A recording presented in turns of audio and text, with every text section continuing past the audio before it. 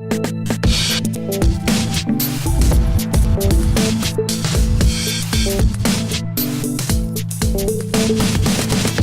thrilled to introduce Leigh Alexander.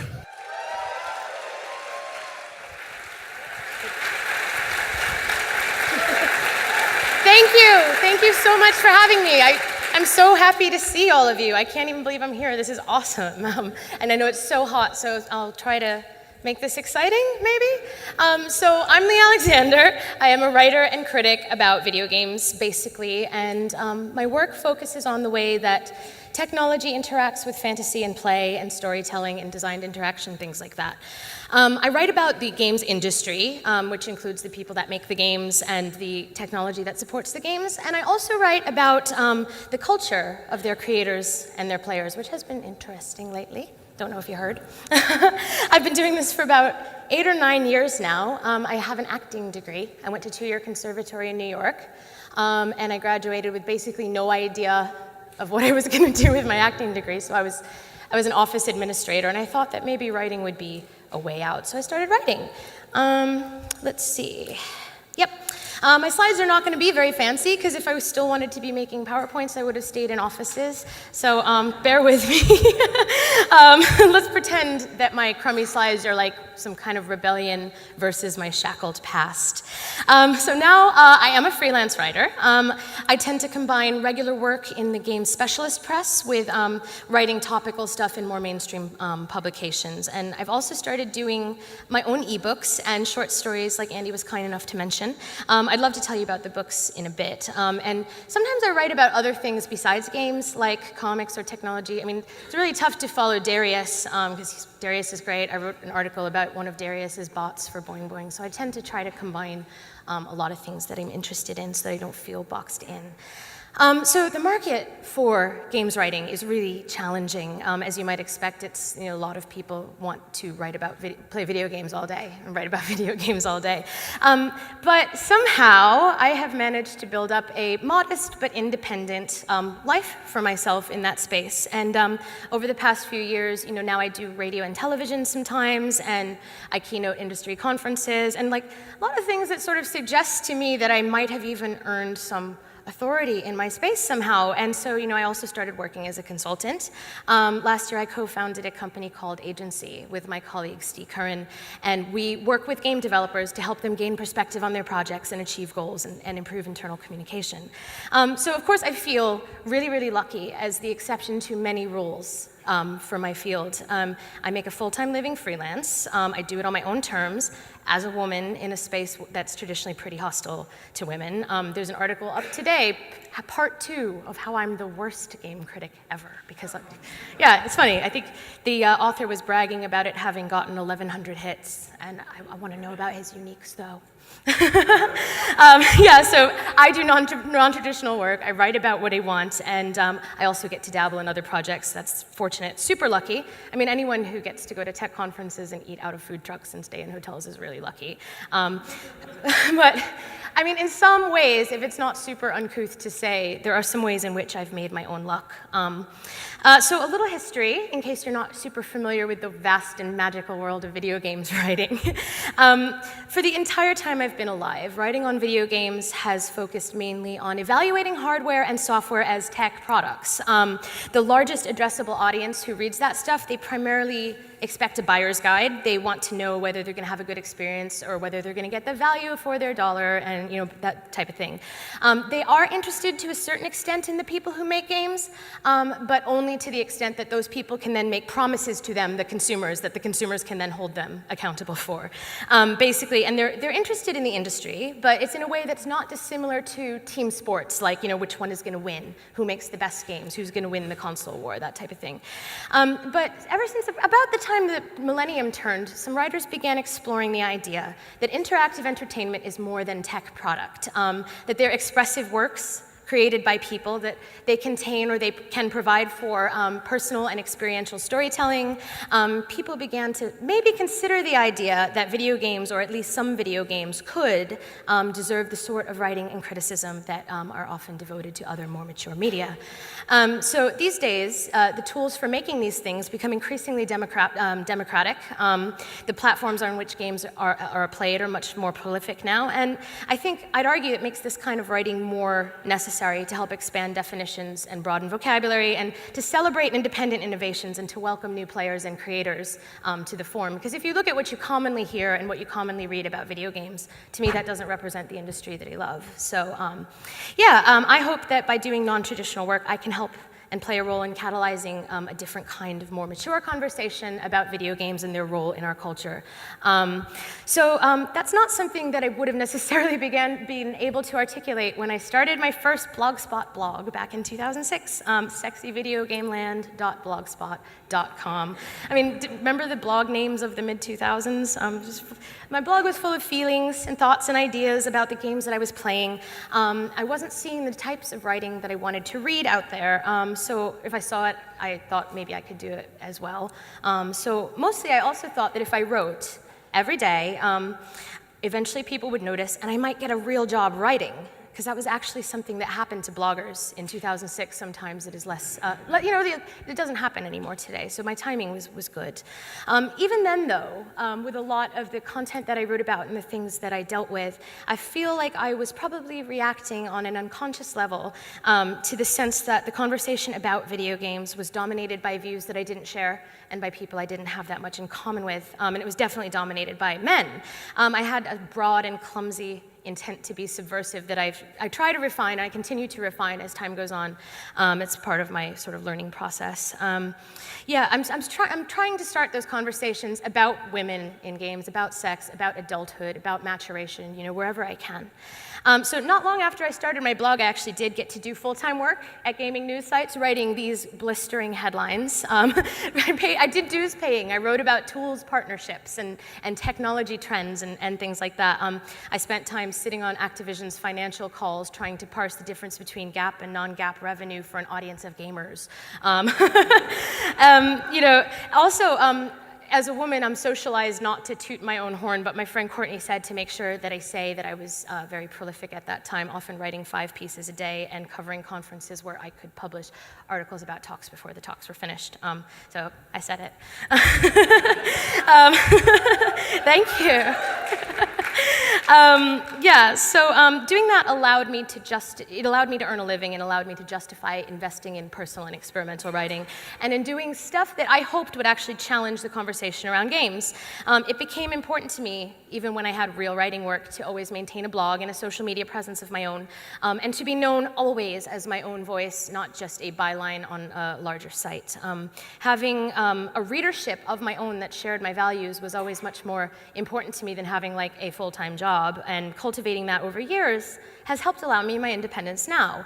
As I've said, my main motivation for writing about games was I want everyone to see games the way that I see them, as beautiful and full of potential. I want to be able to tell somebody about my work and hear them say, yeah, that sounds worthwhile, not like, cool, how's that for you? They look at you like they think you're a creepy arrested child, and I don't want, or, oh, what's that like for you? Poor girl. No, I want to change that dialogue a bit. Before long, I was sort of, in my writing early on, pushed into becoming political, almost against my intentions. At the time I started writing, I knew that my gender was a huge novelty to people, but I didn't think it would become an issue until, over time and over the years, it became eminently clear to me that the rules and expectations for me and my work, and even my tone and my personality and my looks and everything were going to be remarkably different for me than for others. I don't fit the normal paradigm of a game journalist. I just don't. And as it slowly sunk in for me, the way that women who stand out are often targeted and shut down, it was like I pulled on this little thread inside myself, I found a thread and I pulled until the entire thing had come apart. And I knew that games were not going to have a healthy creative community or a desirable culture or a meaningful role in the world's media landscape at all until we could address diversity problems and inclusivity problems and all these other problems that come from games' origin as these hyper-masculine capitalistic technology products. So. In addition to regularly writing and speaking about feminism, I reject as much as possible conventional models for video games writing. You can't be a female columnist or like a woman who writes her opinions without people making referendums on your personality or speculating about your motives or even your mental health. So I just doubled down on doing personal work. Whether I'm doing interviews, criticism, anything, no pretense of being unbiased. I write about the things I'm interested in, the creators I care about, and the trends that I want to see succeed. Sorry, that's the conspiracy. Thank you. Thank you. I'm absolutely proud, to advance amazing creators and conversations that I think matter to games. Yeah, I have an agenda, sorry. I did a feature for Nylon Magazine, for example, about Nina Freeman. She's an independent game developer. She makes these small games. She calls them vignette games, and they're about girlhood, for example. I did a piece for The New Inquiry about Merritt Kopas's Consensual Torture Simulator, which is about consent and embodiment in games, and it's a study on violence in games in an intimate context. I have a Vice column called Understanding Games, which is just stuff I'm thinking about when it comes to mainstream games. And the story that Andy was telling you about was speculative fiction on the Atari Dig that was written as if I'd gone, kind of, and then I just made up a story about it that said what I wanted to say about the event. In general, my approach often puts me at extreme odds with the typical gamer fan type of reader for various reasons. I'm a polarizing figure, but I'm thriving even still. Despite the fact I've deliberately alienated the traditional audience, somehow I still have a career. That gives me a lot of hope. I think the fact that I often feel so personally about the things that I write about helps me draw support from my own readership. The people who want this, I have to believe that the people who want this are as numerous as the number of creepy fanboys who will try to astroturf me in order to maintain a status quo whereby they are a target demographic who is explicitly catered to. Thank you. Yeah, I feel that way as well. And of course, I'm far from the only person doing progressive writing these days, which is awesome. I'm part of a community as well. I feel I'm part of a movement. And the groundswell toward this approach to game making and activism and criticism, it's become so large that there are a lot of conversations about how challenging it is to monetize the work, even though the demand is proven. Even though I'm still regularly employed by a couple of websites, I'm facing the same economic constraints as anyone who writes for a living. I don't really feel like I'm necessarily a candidate for Patreon because I like the way that it's an avenue. I like how it's stepped up to be an avenue for marginalized creators, and like I said, I still get work through conventional channels, so I don't necessarily want to unbalance that just yet. And also I'm sort of uncomfortable with making my readership my editorship, but that's another conversation. I decided to look at alternative content models for myself because I want to keep doing my work. It's small, but I think it's important. Is it okay to say I think my work is important, or is that bad? Thank you. I feel strongly about my work. So the digital publisher Thought Catalog, they gave me an advance to do my first book, Breathing Machine, which is a memoir of growing up alongside the early internet and computers and stuff. Basically, as soon as I took their money, though, they started letting their quality bar plummet and publishing transphobic hate speech, which was a really bad situation for me to be in. So somebody leaked my book onto the internet, so now instead of giving money to Thought Catalog, there's horrible pirates stealing it. Oops. Thank you. That started making me think about self-publishing. So I decided to do my second book via Gumroad. This is some personal storytelling about my time in the industry through the lens of the annual Game Developers Conference. It's about life and work and people, and I thought it would be something industry folks could relate to, but also that outsiders could find interesting, just kind of getting to come into this space through my eyes and through the eyes of the people that I know. I put it up for sale for $5 or pay what you want. I am so frigging grateful to tell you that most people pay more than $5. I just appreciate my community so much. Thank you. And I've already earned more in 1 month for this than Thought Catalog paid me for Breathing Machine, so self-publishing is clearly viable. In addition, I can pay someone else with this book. I hired Liz Ryerson, who is one of my favorite games critics, artist, musician. She gave me this piece of art for the cover, and she contributed an afterword for the book. I paid her in advance. I'm now paying her royalties. So not only am I able to help my work continue thriving, but I'm hoping that I can lead a sort of rising tide thing where we all pay our success to someone that we respect. So I hope my Gumroad storefront will continue to host more short stories and collaborations where every time I publish something, I can pay somebody else. Like, that's kind of my plan. I have a big reach. I have as many followers as Cisco, who created the thong song. Yeah, thank you. Sorry, I love the thong song. And like the day that I got as many followers as Cisco, like that was all I needed to feel happy about my life. This is my social media channel is my main avenue for pushing my work out to people and letting them know it's there. I did a lot of my own promotion, both for Breathing Machine and for Clipping Through. I'm running a bit over. So